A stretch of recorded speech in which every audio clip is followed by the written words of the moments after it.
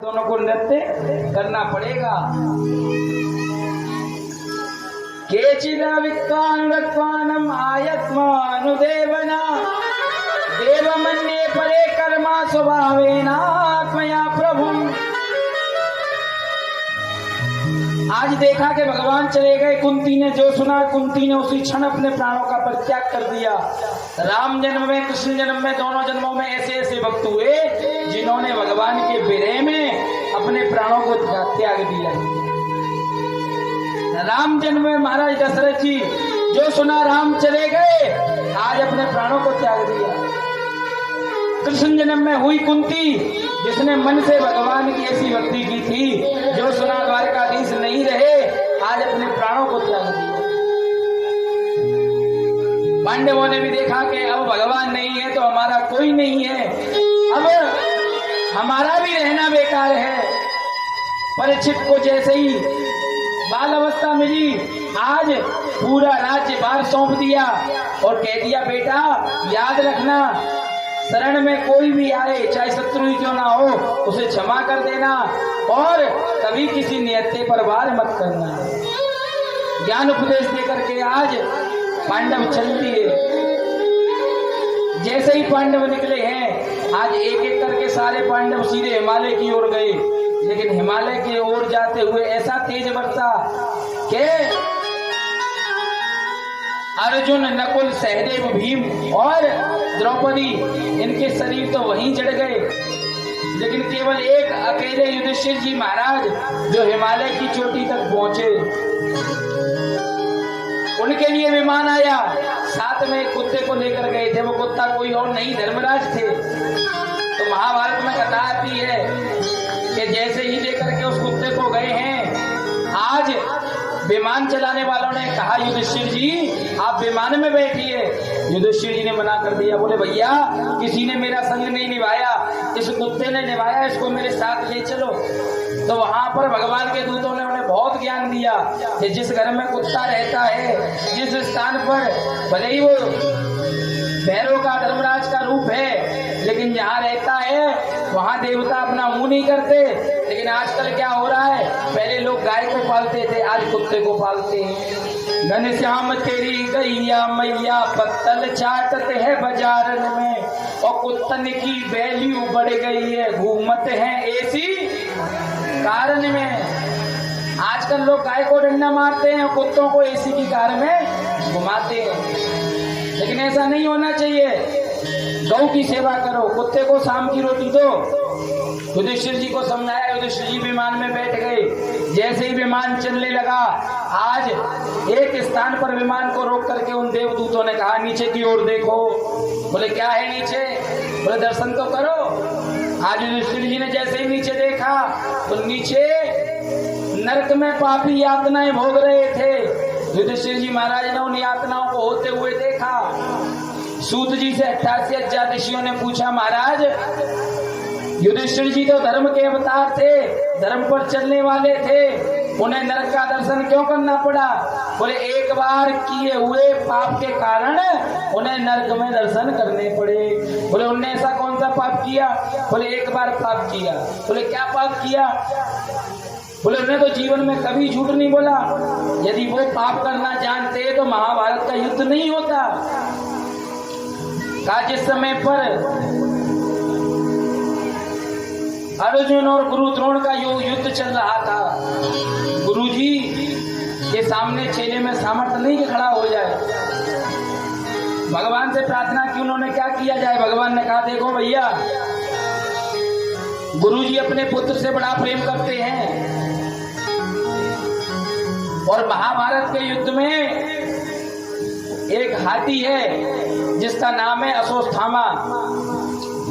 आप लोग उस हाथी को मार दो और हल्ला मचा देना कि अश्वत्थामा मर गया। गुरुजी समझेंगे कि बेटा मर गया, और जो सुनेंगे कि बेटा मर गया तो फिर उनमें युद्ध लड़ने का सामर्थ्य नहीं रहेगा। अर्जुन को क्षण मिल जाएगा गुरुजी का वध करने के लिए। आज जैसा कहा वैसा ही किया। भीम ने जाकर के उस अश्वत्थामा नाम के हाथी को मारा, चारों ओर हल्ला मचवा दिया गया। लेकिन गुरुजी ने कह दिया कि जब तक युधिष्ठिर आकर के नहीं कहेगा तब तक मैं मानूंगा नहीं। और इन्होंने युधिष्ठिर जी को पहले ही तैयार कर दिया था। युधिष्ठिर जी ने जाकर कहा, बोला तो सत्य था लेकिन सत्य में भी झूठ था। युधिष्ठिर जी पहुंचे और जाकर कहने लगे, अश्वत्थामा हतो, अश्वत्थामा मर गया। इतना कहने के बाद ही भगवान ने शंख बजा दिया। लेकिन आगे की बात जो युधिष्ठिर ने कही वो गुरुजी सुन नहीं पाए। युधिष्ठिर ने तो पूरी बात कही थी कि अश्वत्थामा हतो नरो कुंजरो वा, अश्वत्थामा मर गया लेकिन पता नहीं नर है के जानवर है, क्योंकि तो युधिष्ठिर जी के सामने मरा नहीं था।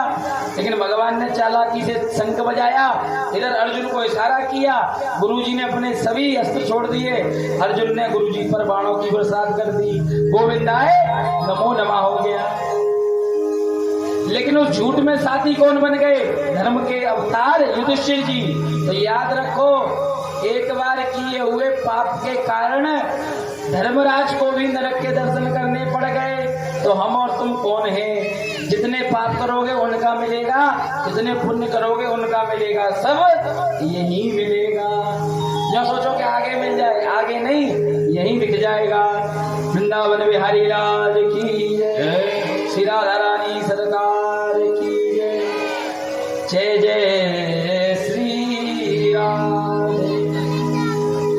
दर्द दिल की दवा दीजिए सावरे, दर्द दिल की दवा दीजिए, दर्द दिल की दवा दीजिए मेरे खाना, दर्द दिल की दवा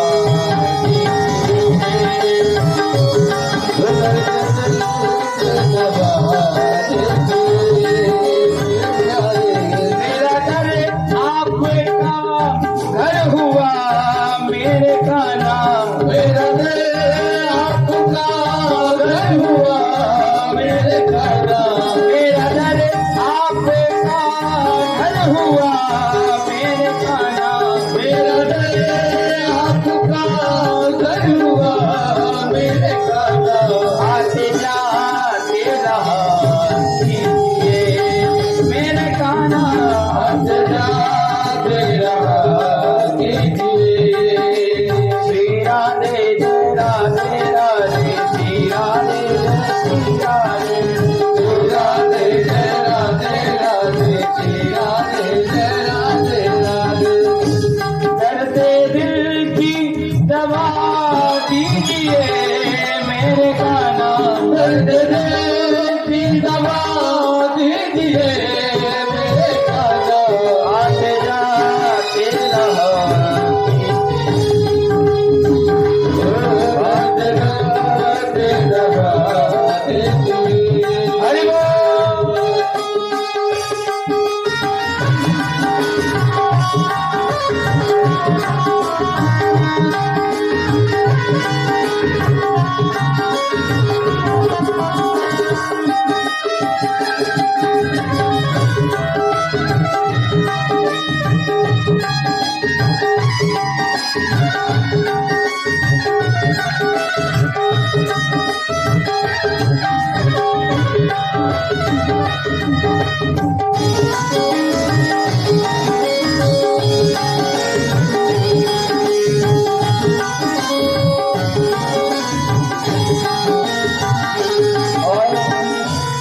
श्री बाबा नागेश्वर कमेटी के अध्यक्ष देवी कुमार जी पुनः आ जाए स्टेज पर, और श्री उमेश जी और श्री पप्पू सोनी जी बर्तन वाले, उनका सम्मान करें।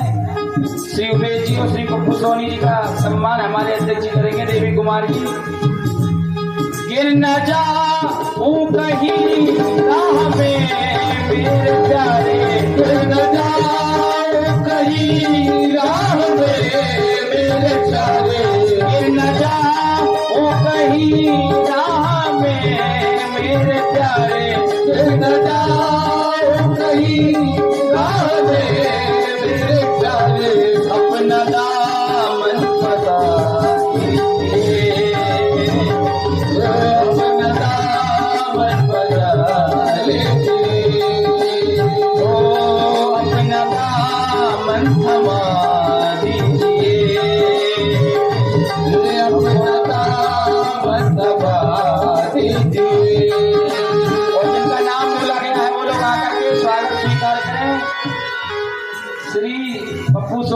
बर्तन वाले कहाँ आ जाए जल्दी। और श्री उमेश जी, जय राधे श्री राधे राधे, जय राधे जय श्री राधे, जय राधे जय राधे राधे, जय राधे जय राधे, जय राधे जय राधे राधे, जय राधे जय श्री राधे, जय राधे जय राधे राधे, जय राधे जय राधे।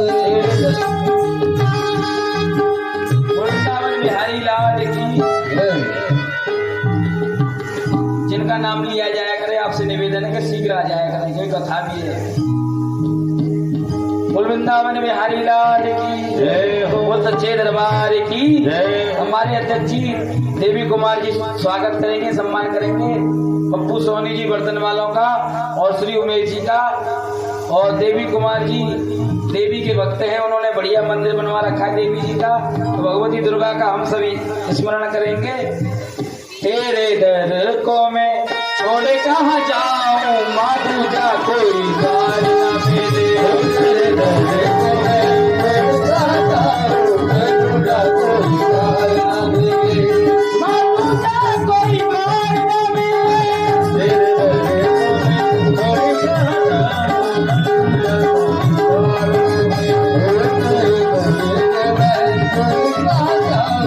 पूजा कोई द्वार न मिले। अपना दुखड़ा में किसको सुनाऊं, अपना दुखड़ा में किसको सुनाऊं, माँ पूजा कोई द्वार न मिले। तेरे दर को मैं छोड़ कहाँ जाऊं, ना तुझे कोई द्वार न मिले। तेरे को मैं छोड़ कहाँ जाऊं, तेरा कोई द्वार। जो मैया को मानता है, अभी गणेश जी आ गए, आगे नवरात्रि भी आएगी। जो दुर्गा मैया को मानता है हाथ उठा के हरि बोल।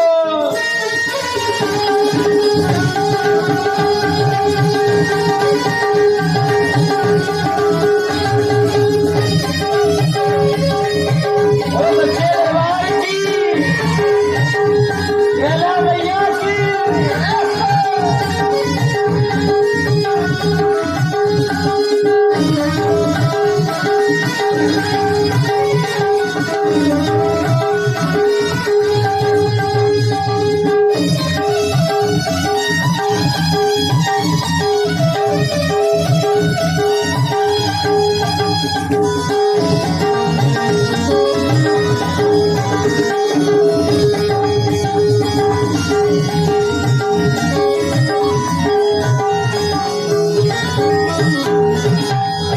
एक आस मुझे तुमसे है मैया, करना कभी ना निराश मेरी मैया।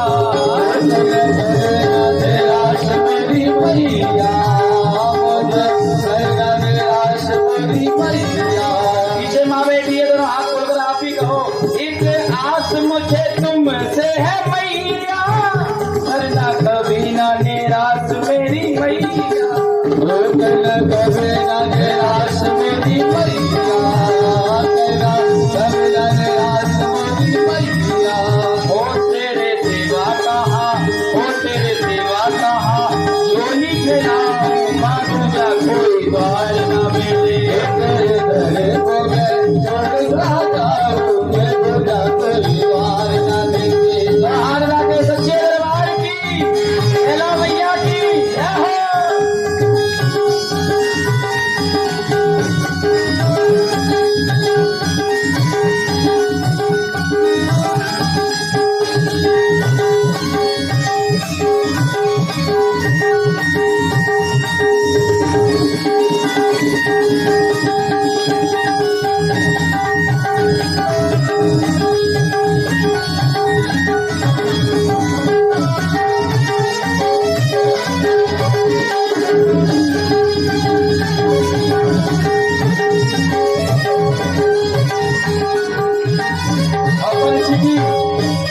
खड़े हो जाओ तुम परिचित, सामने सामने खड़े हो जाओ। अरे खड़े हो जाओ और कहो मैया से, आरती करने जाते हो ना। तेरे आगे मैंने दामन पसारा है, तेरे आगे मैंने दामन पसारा है। मुझको मैया तेरा ही सहारा है, मुझे मैया तेरा ही सहारा है। तेरे आगे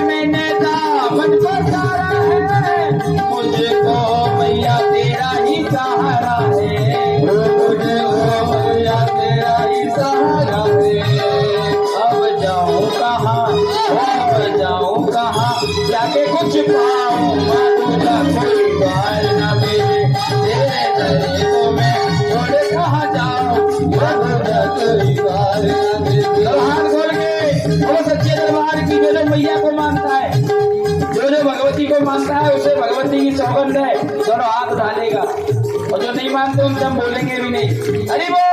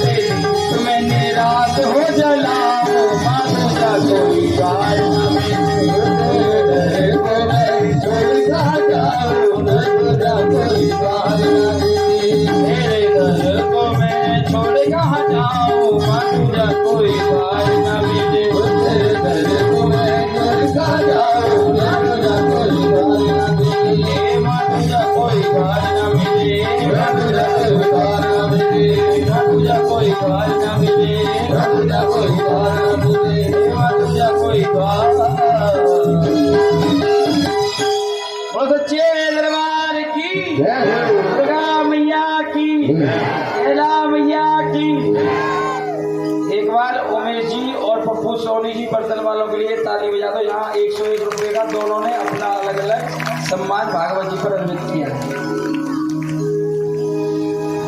परीक्षित जी महाराज को ज्ञान उपदेश दिया, ज्ञान उपदेश देके गए और जाने के बाद आज परीक्षित जी के मन में एक भाव आ गया कि देखूं तो सही मेरे पूर्वज मेरे लिए छोड़ कर क्या गए। राज कोष में प्रवेश कर गए और जाकर देखा सोना चांदी हीरे जवाहरात पड़े हुए चारों तरफ। एक सोने के मुकुट पर दृष्टि गई और उस सोने के मुकुट को लिया और धारण कर करके आज परीक्षित दिग्विजय करने के लिए निकल पड़े। दिग्विजय का मतलब होता है शिकार। नाते गृणयत्वानं न कलयो विनकिंचितां न विद्यानुभगवानं वदत्वानानुयाभिये।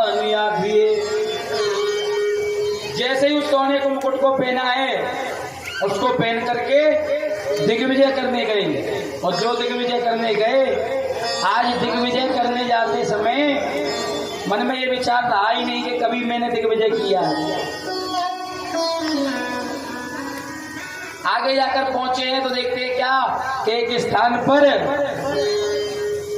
एक गाय रुदन कर रही है और पास में एक बैल है जिस बैल के 3 पैर कट चुके हैं, एक पैर पर खड़ा हुआ है और एक काला काला व्यक्ति हाथ में तलवार लेकर के उसके चौथे पैर को भी काटना चाहता है। लेकिन जैसे ही देखा परीक्षित ने, आज वज्र लेकर उसको मारने को दौड़े और जो परीक्षित को आते हुए देखा उस व्यक्ति ने अपने तलवार को वहीं छोड़ दिया और आकर के चरणों में गिर गया। परीक्षित को याद आ गया कि कहकर गए थे कि कोई शत्रु ही क्यों ना हो शरण में आ जाए तो उसे क्षमा कर देना। तो आज क्षमा कर दिया, लेकिन देखा गऊ की ओर तो मन में विचार किया, लेकिन वो गाय बोलने लगी। परीक्षित जी को बड़ा आश्चर्य हुआ कि ये गाय बोल कैसे रही है। तो कहा मैं हूं पृथ्वी, और जब जब पृथ्वी पर कष्ट आता है तब तब पृथ्वी गाय बन जाती है, गौ बन करके। इसीलिए गौ को पूजा जाता है। इस समस्त ब्रह्मांड का ही नहीं 33 कोटि देवी देवताओं का वास गाय के अंदर होता है। आज वही गाय बन करके पृथ्वी मैया कहने लगी प्रभु मैं हूं पृथ्वी और ये जो बैल है ये है धर्म। और इनके 4 पैर थे, सत्य, दया और पवित्रता और महाराज दान। लेकिन कलयुग के आते ही सत्य सबसे पहले समाप्त होने लगा। दया लोगों के अंदर दिखावे की रह गई है और पवित्रता व्यक्ति रखना नहीं चाहता, पवित्र रहना नहीं चाहता है, हर समय पवित्र रहना चाहता है। दूसरों के लिए मन में गंदगी भर के ही बैठा रहता है, कभी किसी को गाली देता है, कभी किसी को बुरा कहता है। तो ये चौथा पैर कैसे बच गया? बोले ये दान का पैर है, दान हर कोई कर देता है। लेकिन सत्य नहीं बोलना चाहते, दया नहीं दिखाना चाहते और पवित्र रहना नहीं चाहते महाराज। तो कहा आपके दुख का कारण क्या है? बोले मेरे दुख का तो यही कारण है। दुख के कारण तो कई होते हैं, दुख भी कई प्रकार के होते हैं साहब। दुख एक तरह का नहीं है, दुख के कारण कई हैं। कोई घरवाली से दुखी है कि नहीं? परीक्षित जी करने जा रहे हैं, ज्यादा दुखी हो क्या? ज्यादा दुखी हो नहीं? जैसे ये नृत्य का समय आता है आप दूर भागते हो उनसे, और अभी मैं कह रहा हूँ घरवाली से दुखी, सबसे पहले आपने गर्दन हिलाई है। कोई अपने घरवाले से दुखी है और कोई भाई से, कोई चाचा से, कोई ताऊ से, सब अपने अपने हिसाब से दुखी है। सबके पास दुख है लेकिन दुख की वैरायटी अलग अलग है। ऐसे ही कर्म का स्वभाव का दुखी होता है। कर्म में दुख कब आता है? जब गलत कर्म करता है तो दुख में जीवन बीतने लगता है। गलत कर्म करेगा तो दुख मिलेगा और यदि अच्छे कर्म करेगा तो अच्छा मिलेगा। कर्म से मिलने वाले दुख में सुख आ सकता है, लेकिन कोई स्वभाव से दुखी है, उसके जीवन में अगर सुख लाना है तो वो उसी को लाना पड़ेगा, कोई दूसरा नहीं ला सकता। स्वभाव का दुखी कैसा होता है मैं आप लोगों को बताता हूँ, ध्यान से सुनो। सावधान त्रया सुनो। बैठ जाओ गुड़िया, बैठा दो। ये बीच में से रास्ता मत बनाओ, रास्ता या तो पीछे से बना लो या कहीं से। स्वभाव का दुखी कैसा होता है? एक बार एक कन्या का विवाह हुआ और विवाह होके वो पहुंची ससुराल, और ससुराल में जैसे ही 15-20 दिन तो सेवा होती है, बढ़िया नई बहू है, लेकिन जैसे ही भोजन की बात आई तो रसोई सौंप दी गई। रसोई में वो कन्या गई और आज उसने पूछ लिया सासू माँ से क्या बनाऊं? बोले दाल बना दे। दाल बनाने को कहा, दाल बनाई उसने बढ़िया, लेकिन गलती से बेचारी नमक डालना भूल गई। सास के पास ले जाकर कटोरी में रख दी। सास ने एक चम्मच जैसे ही दाल खाई, अब तो भैया गाली देना चालू, यही सीख के आई है, पहले ही दिन तूने ये कर दिया। तेरी माँ ने तो ये भी नहीं सिखाया कि दाल कैसे बनाते हैं। मैंने सोचा नई बहू है तो हल्का काम दे दूं, ज्यादा बढ़िया सब्जी ना बनवाऊं तुझ पे, लेकिन तू दाल में ही ये कर रही है तो आगे क्या करेगी? बहू बेचारी कांप गई। अब नई बहू, नहीं 2-3 साल हो गए होते बहू को, तो सास को फिर ढंग से दाल खिला देती वो तो बेचारी सावधान खड़ी है, क्यों भी नई है। आज खड़ी हुई देख रही है, बार बार सास बोलती जा रही है, लेकिन बोलते हुए क्या कर रही है? चम्मच से दाल को खाती भी जा रही है और बहू को कोसती भी जा रही है। ये नहीं कह सकती कि जाके नमक लिया। तो ऐसा जो करते हैं वो कौन है? बोले वो है स्वभाव के दुखी। तो स्वभाव के दुखी के जीवन में सुख लाना है तो उसे अपने आप बदलना पड़ेगा। कर्म से दुख मिल रहा है तो अच्छे कर्म करे, जो बोएगा वही पाएगा, तेरा किया आगे आएगा। सुख दुख है क्या फल कर्मों का, जैसी करनी वैसी। आज परीक्षित जी महाराज ने उस व्यक्ति से पूछा कौन हो तुम? तो वह कहने लगा महाराज मैं हूँ कलयुग। सतयुग त्रेता द्वापर के बाद मुझे ही आना था, अब द्वापर गया तो अब मेरा आने का क्षण है। तो कलयुग से परीक्षित जी ने कहा कि तुम कहाँ रहोगे? बोले महाराज आप राजा हो और एक छत्र राजा हो, आप जहाँ स्थान दे दोगे वहीं जाकर के मैं स्थापित हो जाऊंगा। सूत जी कहते हैं जब परीक्षित ने स्थानों को मांगा तो आज राजा परीक्षित ने 4 स्थान दे दिए। अवितानम तो तस्मेनम स्थानी कलये ददौ दूतम पानम श्रियासूना यत् धर्मा चतुर्भी। बोले जहाँ पर जुआ खेला जाता हो, जहाँ पर निर्दोष जीवों की हत्या होती हो, और जहाँ पर परस्त्री संग होता हो, और जहाँ पर जाइए और आप जाकर के बात करिए। कल उन्हें सुना कि महाराज ये 4 स्थान, बोले हाँ, परस्त्री संग, निर्दोषों की हत्या और जुआ खेला जाता हो, पानम मदिरा का पान किया जाता हो, इन स्थानों पर मैं जाऊं? बोले हाँ। पर बोले महाराज आपके यहाँ पर ना तो कोई जुआ खेलता और ना कोई मदिरा का पान करता, ना कोई निर्दोष जीवों को मारता, ना कोई परस्त्री संग करता, ये अधर्म के रस्तों को कोई नहीं अपनाता। तन्मे धर्मानुभूत्वानं श्वेतानं स्थानदित्वया यत्रे निवर्तयो वश्यात् नावृत्ते सुशासन। कह दिया कि आपके यहाँ पर कोई भी ये काम नहीं करता, सब लोग इन कामों को गलत काम कहते हैं, सब भजनानंदी भगवान का भजन करने वाले हैं। याचना कर दी कलयुग में। लेकिन आज के समय पर कलयुग में ना जाने लोगों से अनजाने में भी ये काम हो जाते हैं, तो इनसे कैसे बचा जाए? कह दिया निर्दोष जीवों को नहीं मारना चाहिए, लेकिन ना जाने कितने चीटी को, चेटों को हम अज्ञान में आकर अपने पैरों से कुचल देते हैं। अनजान में ना जाने हमसे कितने लोगों जीवों की हत्या हो जाती है।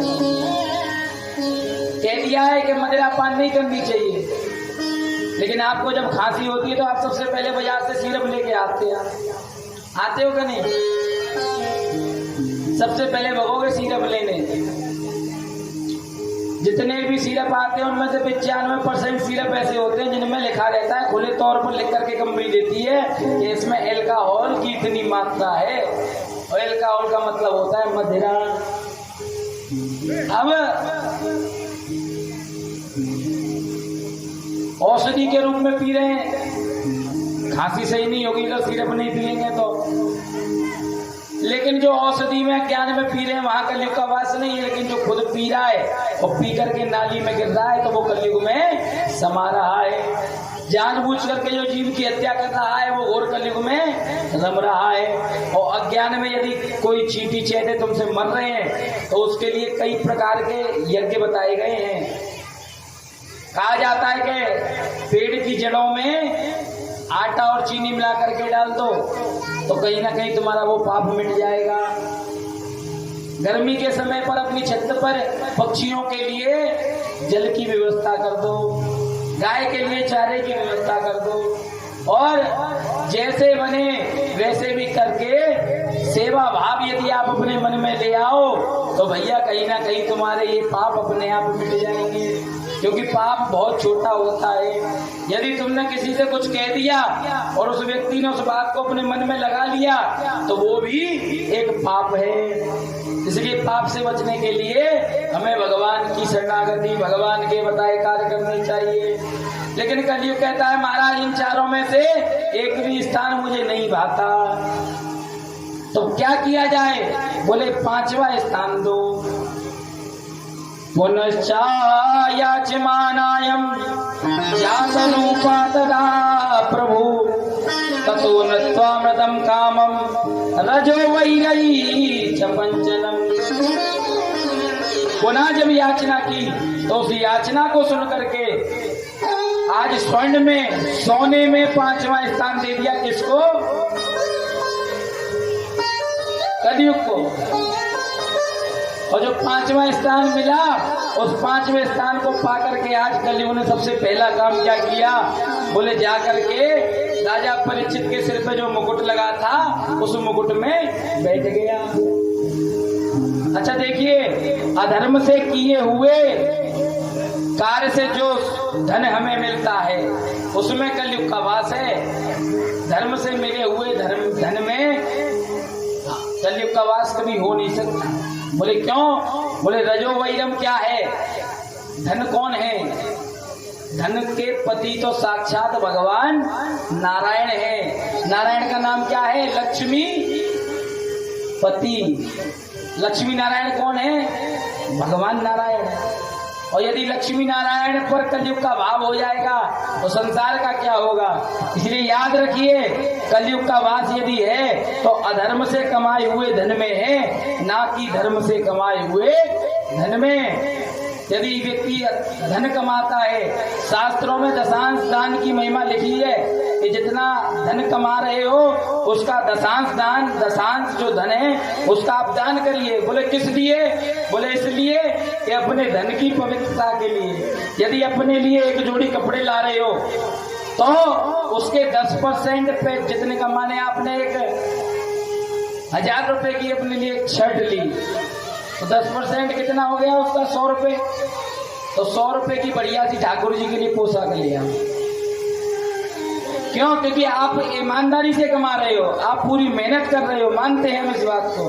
लेकिन ये नहीं पता है कि सामने वाला जिस गड्डी से खोल करके नोट ला रहा है वो भी 1 नंबर की हो, वो 2 नंबर की हो सकती है ना। इसीलिए दशांश दान की महिमा बताएगी। और दान में ये भी नहीं कहा कि खूब दो, जिस पर थाल भर के वो थाल भर के, जिस पर कटोरा भर के कटोरा, कटोरी नहीं है तो तिनका भर कर, लेकिन दिया है तो दे, वरना फिर तू कृपण है। धर्म के तू लक्षण को चौथे को नहीं जानता। आस्ते होते हुए भी जो नहीं देना जानते वो कौन है? वो चोरी कर रहे हैं, वो चोर हैं, वो कृपण है। आज राजा परीक्षित के सिर पर जो मुकुट था वो जरासंध का मुकुट था। जरासंध राजाओं को मारता था, उनके मणियों को छीन करके अपने मुकुट में धारण करता था। माने कितने राजाओं के खून से रंगा हुआ वो मुकुट था। अधर्म से कमाया हुआ धन था, इसलिए कलयुग आकर के परीक्षित के सिर पे बैठ गया। लेकिन यदि धर्म का होता, आपने देखा होगा बड़े बड़े मंदिरों में भी ज्यादातर, चाहे आप कहीं भी जाओ, वृंदावन जाओ, अयोध्या जाओ, भगवान का मुकुट आपको चांदी का ही मिलेगा, सोने का मुकुट बहुत कम ही मिलेगा। रजत में भगवान प्रसन्न रहते हैं, स्वर्ण में कहीं ना कहीं व्यक्ति के मन में माया आ जाती है, इसलिए भगवान थोड़ा उसे दूर रखते हैं। इधर राजा परीक्षित जैसे ही कलयुग को अपने सिर पर धारण किए, लेकर के चलने लगे, अज्ञानवश पहुंचे श्रमिक ऋषि के आश्रम पर। और श्रमिक ऋषि भगवान का भजन कर रहे थे। मन में इच्छा जगी, चिल्लाकर कहने लगे, महात्मा जी जल पिला दो। लेकिन आज भजन के कारण श्रमिक ऋषि ने ना तो ध्यान दिया ना सुना, क्योंकि वो अपनी समाधि में लगे हुए थे। लेकिन राजा परीक्षित को क्रोध आ गया, आवेश में आकर के मरे हुए सर्प को उठा करके आज श्रमिक ऋषि के गले में डाल दिया। जैसे ही शिष्यों ने ये दृश्य देखा, शिष्य रुदन करने लगे, हमारे गुरुजी का अपमान कर दिया इस राजा ने। दौड़ते हुए गए और जाकर के आज श्रमिक ऋषि के पुत्र श्रृंगी को सुना दिया कि अरे परीक्षित ने तुम्हारे पुत्र का, तुम्हारे पिताजी का अपमान कर दिया है। और जो पुत्र ने सुना, पुत्र को क्रोध आ गया कि मेरे पिता का अपमान। ये राजा अपने आप को क्या समझता है? भले ही एक क्षत्र राजा है, भले ही इसके यहाँ हम बात करते हैं, और इसको ये अधिकार किसने दिया कि ये मेरे पिता का अपमान करे? क्रोध में आते हुए श्रमिक ऋषि के पुत्र श्रृंगी ने आज उसी जल से का जल लिया और जल लेकर के संकल्प कर दिया, चिंता मत कर राजा, बड़ा अभिमान है तुझे, जा आज से 7वें दिन तक्षक नामक सर्प तुझे डस लेगा। इति लंगादि मर्यादा तक्षका सप्तमे हनि दस्यन्ति स्मरा कल्ला चेदितम यातताम्य हम। आज तुमने अपनी मर्यादा को लांगा है, चिंता मत कर, वो तक्षक तुझे डस के तेरा अंत कर देगा। राजा परीक्षित ने आज जैसे ही महलों में प्रवेश किया, उस मुकुट को उतार करके रखा, लेकिन जो मुकुट उतारा है आज लगा के सिर से कोई बहुत बड़ा भार उतर गया। इधर राजा परीक्षित अपने आप को कोसने लगे कि भैया मैं तो बड़ा पापी हूँ, एक संत का मैंने अपमान कर दिया। राजा परीक्षित गिलानी में थे, लेकिन इधर श्रृंगी महाराज दौड़ते हुए पहुंचे और जाकर के उस मरे हुए सर्प को निकाला और निकाल करके आज अपने पिताजी के हृदय से लग गए, रुदन करने लगे। पुत्र के वियोग को सुन करके आज गुरु जी की समाधि टूट गई, और जो समाधि टूटी यही तो माया है। राजा चिल्ला चिल्ला के चला गया, पानी पिला दो नहीं पिलाया, लेकिन जैसे बेटे का रोना सुना तो सब समाधि समाप्त। तो माया से कोई नहीं बच पाया महाराज।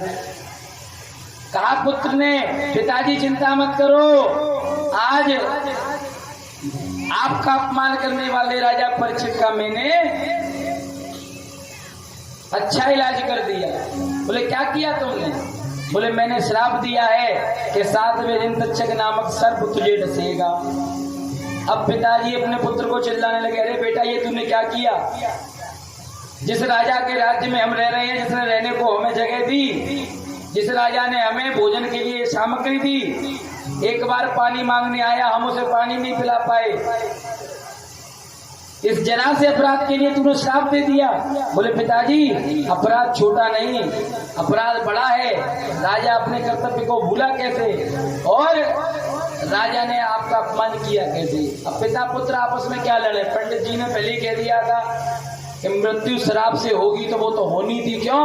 हो ये वही जो राम रच राखा, वो कर तरक बढ़ा, सब पहले ने क्या था। अब पिताजी समझ गए, पिताजी ने शिष्यों से कहा जाओ राजा को जाकर समाचार दे दो कि अपनी मुक्ति के लिए कुछ कर ले, क्योंकि ब्राह्मण के बालक का श्राप है और ये श्राप कभी मिटेगा नहीं, ये पत्थर की लकीर है। आज वे शिष्य पहुंचे और राजा परीक्षित के पास जैसे ही गए हैं, राजा परीक्षित देखने लगा कि जरूर ये मुझे कुछ सुनाने के लिए आए होंगे। कहा कैसे आना हुआ? बोले चिंता मत करो महाराज, आपको बड़ा अभिमान था ना, गुरु पुत्र श्रृंगी ने आपको श्राप दे दिया है कि 7वें दिन तुम्हारा गोविंदाय नमो नमः हो जाएगा। अब तो राजा परीक्षित ने जो सुना, अब तो राजा परीक्षित खुशी के मारे नाचने लगा। घर वाले देख करके कहने लगे, अरे भैया लगता है मृत्यु का समाचार सुन करके ये पागल हो गया। घर वालों ने पकड़ा, रुक जा भैया। बोले क्यों? बोले ये बोल के आ रहे हैं, सुन तो लो। बोले क्या बोला है? बोले 7 दिन बाद तुम मर जाओगे और तुम नाच रहे हो। बोले इसीलिए तो नाच रहा हूं कि ब्रह्मा की बनाई हुई सृष्टि में किसी माई के लाल में ये सामर्थ्य नहीं है जो कहते छाती ठोक के कि मैं इतने दिन जीऊंगा। कोई कह सकता है? आप में से कोई कह सकता है कि हम इतने दिन जिएंगे? बोलो हाँ या ना? बोलो भैया हाँ या ना? नहीं कह सकते ना। आप अपनी छोड़ो, हम भी नहीं कह सकते। जन्म और मरण ये दोनों किसके हाथ में है? परमात्मा के हाथ में। तो ब्रह्मा की बनाई हुई सृष्टि में कोई नहीं कह सकता कि मैं कब मरूंगा, लेकिन मुझे अब विश्वास है कि मैं 7 दिन बाद मरूंगा। 7 दिन तक कोई मेरा बाल भी बाका नहीं कर सकता। ये श्राप का कारण था। सूत जी कहते हैं सभी ऋषियों से कि देखो सुनाने वाले भी विलक्षण है सुखदेव जी, और सुनने वाला परीक्षित भी बड़ा विलक्षण है। आज विचार किया, कहा मुक्ति के लिए कहाँ जाऊं? तो सबने कहा भैया गंगा के तट चले जा, और गंगा जी के पास जाएगा तो कुछ ना कुछ उपाय मिलेगा। अब जैसे ही गंगा के तट पर राजा परीक्षित पहुंचे तो कई संतों का आगमन चालू हो गया। एक एक करके कई संत आने लगे। क्यों? क्योंकि देश के किसी बड़े व्यक्ति को कुछ हो जाए। आज मानो नरेंद्र मोदी प्रधानमंत्री हैं, उनके सिर में दर्द हो जाए तो प्रधानमंत्री के सिर में दर्द होगा तो जितने भी बड़े डॉक्टर विशेषज्ञ वो अपने आप पहुंचा दिए जाएंगे। बोले क्यों? बोले प्रधानमंत्री के सिर में दर्द हो रहा है। और मोदी के दर्द से तो दुनिया घबराती है, और किसी के होश हो, लेकिन मोदी के मारे अच्छे अच्छों की हालत खराब रहती है। तो जब राजा पर कष्ट आता है तो सब विशेषज्ञ उसकी चिंता में लग जाते हैं। आज परीक्षित पर आया तो बड़े बड़े संत आए। एक संत ने कहा परीक्षित चिंता मत करो, 7 दिन में मुक्ति के लिए क्यों घूम रहे हो? तुम तो गंगा की शरण में आ गए, जाओ गंगा में डुबकी लगाओ, हर हर गंगे कहकर निकलो, उसी क्षण तुम्हारे सारे पाप मिट जाएंगे, मुक्ति मिल जाएगी। पीछे बैठे हुए महात्मा जी बोले भैया एक बात बताओ। बोले क्या? बोले अगर गंगा जी में स्नान करने से मुक्ति मिलती तो मछली तो 24 घंटे पड़ी रहती है, सबसे पहले उसे मिल जाती है, तो बेचारा 7 दिन के लिए है। तो संत ने अपना तर्क दिया, तो बोले तुम बताओ फिर क्या करें? बोले तुम एक काम करो, तुम हिमालय पे जाकर के भगवान का भजन करो। आज जो कहा हिमालय पे भगवान का भजन करो, पीछे से दूसरे संत बोले भैया वो जटा वाले बाबा दिख रहे हैं ना, हजारों वर्षों से तपस्या कर रहे थे, इन्हें तो अभी तक भगवान नहीं मिले, इस बेचारे के पास तो केवल 7 दिन है। सबने अपने अपने तर्क दिए, किसी का तर्क सटीक बैठा नहीं, परिचित सिर झुका करके बैठ गया, सबकी बात सुनता रहा। इसीलिए शास्त्र कहते हैं तर्को आपतिष्ठा सूत्रों विभिन्ना, कही हुई बातें बहुत हैं, सुनी हुई बातें बहुत हैं। वो ऐसे करता था, वो ऐसे करते थे, आप ऐसे कर रहे हो, हम ऐसे करेंगे, इन बातों का कुछ नहीं है, कोई लेना देना नहीं है। केवल महाजनों ये न कथा सपन, जो महाजन कह गए उस काम को करो तो करना सार्थक है। आज उसी समय सब लोग स्तब्ध हैं, वहां पर सुखदेव जी महाराज प्रकट हो गए। बोले सुखदेव भगवान की। तत्राभवद भगवान व्यास पुत्रो यदक्षया गामनटेनपेक्षा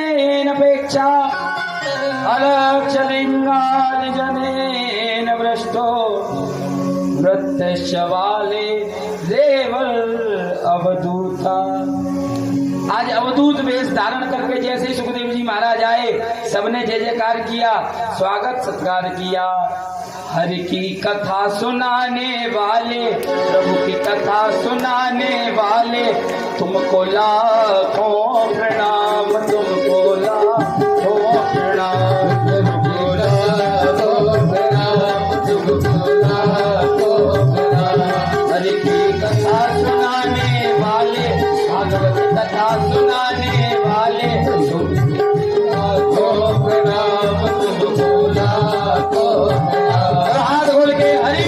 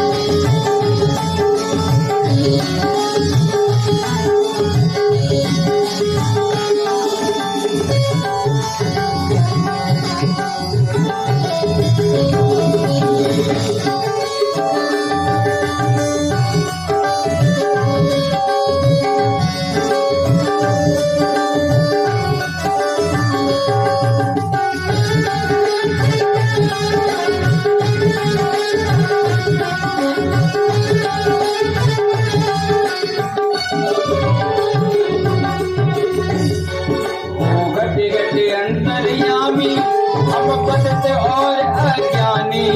घट घट अंतर्यामी हम पतित और अज्ञानी। तुम घट घट अंतर्यामी हम पतित और अज्ञानी। घट घट अंतर्यामी हम पतित और अज्ञानी। ओ राह बताने वाले, ओ राह बताने वाले, रोया भाग्य जगाने वाले, रोया भाग्य जगाने वाले, तुमको लाखों प्रणाम, तुमको लाखों प्रणाम, तुमको लाखों प्रणाम, तुमको लाखों प्रणाम। हरि की कथा सुनाने वाले, हरि की कथा सुनाने वाले, भागवत पाठ कराने वाले, भगवत पाठ कराने वाले। ऐसे ही ना हाथ खोल के और सभी कहो, सुखदेव जी का ध्यान करो। लाखों प्रणाम तुमको, लाखों प्रणाम, तुमको लाखों